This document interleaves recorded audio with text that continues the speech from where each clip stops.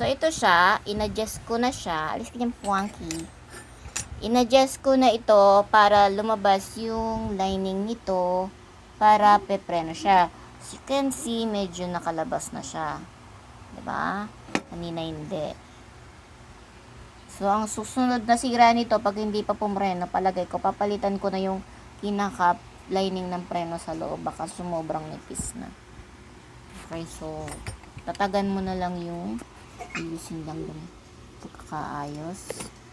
See? Antayin mo. Kesa tumawag ka ng 500, 700 na magre-repair. Ikaw na lang ang mag-repair. Diba? Yan, yan. Yung buhay ng nagtitipid. Okay.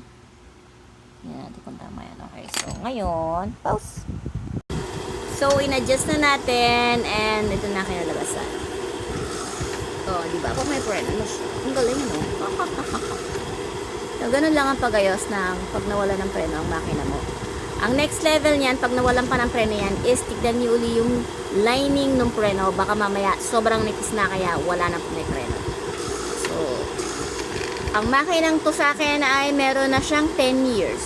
So, 10 years yan. 10 years na sa akin yan to 11 years. So, ngayon lang ako nag-adjust actually ng preno.